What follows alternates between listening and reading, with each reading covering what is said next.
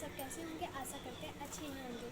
तो चलिए हम आप लोग को बताते हैं अध्याय भगवत गीता का पहला अध्याय का श्लोक। तो चलिए आप लोग मेरे वीडियो को लाइक सब्सक्राइब भी कर लीजिए। तो चलिए हम आपको बताते हैं। धर्म क्षेत्र कुरुक्षेत्र समवेतायुयोत्सव मामका पांडवास्य किम कुरुवत संजय। तो इसका अर्थ है धृतराष्ट्र ने कहा, हे संजय, धर्मभूमि कुरुक्षेत्र में युद्ध की इच्छा से एकत्र मेरे तथा पांडु के पुत्रों ने क्या क्या किया और क्या कहा। तो चलिए उसका अर्थ भी जान लेते हैं, तात्पर्य भी जान लेते हैं। भगवत गीता के एक बहुपठित आशिष्ट विज्ञान है जो गीता महात्म्य में सार रूप में दिया गया हुआ है। इसमें यह उल्लेख किया गया है कि मनुष्य को चाहिए कि वह श्री कृष्ण रूप में दिया गया हुआ है। इसमें यह उल्लेख है कि मनुष्य को चाहिए कि वह श्री कृष्ण के भक्त की सहायता व सविच्छर करे या प्रयास करे। सविच्छर करते हुए भगवत गीता का अध्ययन करे और स्वार्थ प्रेरित व्याख्याओं के बिना उसे समझने का प्रयास करे। अर्जुन ने जिस प्रकार से साक्षात भगवान कृष्ण से भगवत गीता सुनी थी, उसी प्रकार आप लोग भी सुने। उनकी यही इच्छा थी कि आप लोग भी ऐसे उपदेश ग्रहण करें, अपने मन में ग्रहण कर लें, जिससे कि जैसे अपने अर्जुन मतलब श्री कृष्ण जी का किए थे ग्रहण, उनके उपदेश का ग्रहण किए थे। तो इस प्रकार स्पष्ट अनुभूति का उदाहरण भगवद गीता में ही है। यदि उसी गुरु परंपरा से निजी स्वार्थ से प्रेरित हुए बिना किसी को भगवद गीता का समझने का सौभाग्य मिला है, तो वह समस्त वैदिक ज्ञान तथा विश्व के समस्त शास्त्रों के अध्ययन को पीछे छोड़ देता है। पाठक को भगवद गीता में न केवल अनन्य शास्त्रों की सारी बातें मिलेंगी, छोड़ देता है पाठक को भगवद गीता में न केवल अनन्य शास्त्रों की सारी बातें मिलेंगी, अपितु ऐसा बातें भी मिलेंगी जो अनन्य कहीं उपलब्ध ही ना हो। यह गीता का विशिष्ट मानदंड है। स्वयं भगवान श्री कृष्ण द्वारा साक्षात उच्चारित होने के कारण यह पूर्ण आशिष्टिक विज्ञान है। महाभारत में वर्णित धृतराष्ट्र तथा संजय की वार्ताएं इस महान दर्शन के मूल सिद्धांत का कार्य करती है। माना जाता है कि इस दर्शन की प्रस्तुति कुरुक्षेत्र के युद्ध स्थल में हुई हो। वैदिक युग से पवित्र तीर्थ स्थल रहा है।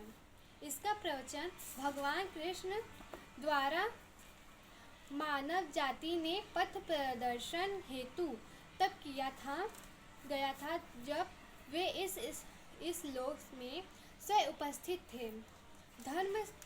धर्म क्षेत्र शब्द सार्थक है, क्योंकि कुरुक्षेत्र के युद्ध स्थल में अर्जुन ने पश्च में श्री भगवान स्वयं उपस्थित हैं। कौरवों के पिता धृतराष्ट्र अपने पुत्रों की विजय की श्री भगवान स्वयं उपस्थित थे। कौरवों के पिता धृतराष्ट्र अपने पुत्रों की विजय की संभावना के विषय में अत्यधिक संदिग्ध था। अतः इसी संदेह के कारण उसने अपने सचिव से पूछा, उन्होंने क्या किया। यह आश्चर्य था कि उसके पुत्र तथा उसके छोटे भाई पांडु के पुत्र कुरुक्षेत्र की युद्ध भूमि में निर्णयात्मक संग्राम के लिए एकत्र हुए, फिर भी उनकी जिज्ञासा सार्थक न है।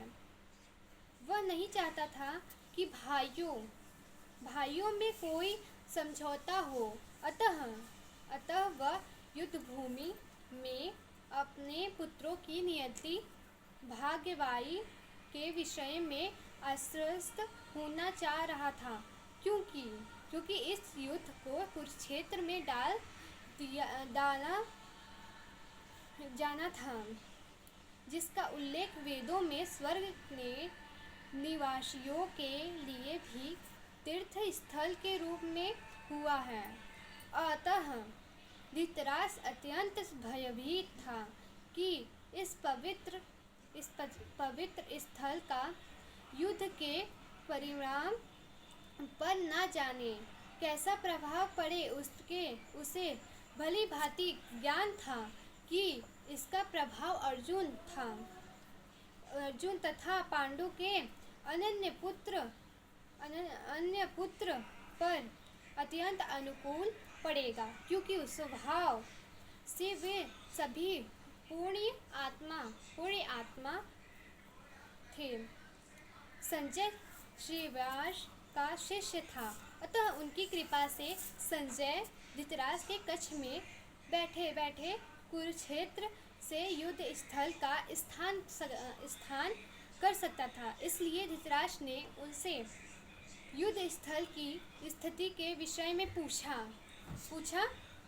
पांडव तथा धृतराष्ट्र के पुत्र दोनों ही एक वंश से संबंधित हैं, किंतु यहाँ पर धृतराष्ट्र के वाक्य से उनके मनोभाव प्रकट होते हैं।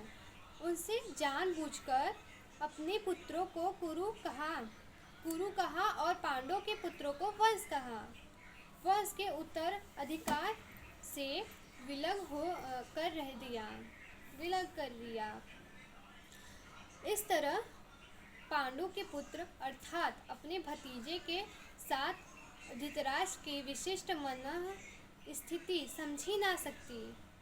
जिस प्रकार धान के खेत में अवच्छादित पौधे को उखाड़ दिया जाता है, उसी प्रकार इस कथा के आरंभ से ही ऐसी आशा की जाती है कि जहाँ धर्म के पिता श्री कृष्ण उपस्थित हो, वहाँ कुरुक्षेत्र रूपी खेत में दुर्योधन आदि धृतराष्ट्र के पुत्र रूपी अवांछित पौधों को समूल नष्ट करके युधिष्ठिर आदि नितांत धार्मिक पुरुषों की स्थापना की जाएगी।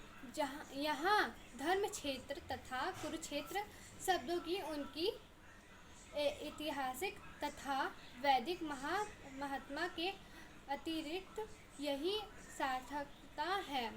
तो आप सब मेरे यह कथा, ये श्लोक सुने होंगे, तो आप सबको कैसे लगे? मेरी वीडियो को लाइक करो, शेयर करो, सब्सक्राइब करो और कमेंट में राधे राधे ज़रूर से लिख देना और मेरे चैनल को सब्सक्राइब भी कर लीजिएगा। और आपको अगला श्लोक सुनना है तो कमेंट कर दीजिए। अगला श्लोक मैं फिर से वीडियो पे अपलोड करूँगी। तो राधे राधे, जय श्री कृष्ण, जय श्री राधा, राधे राधे।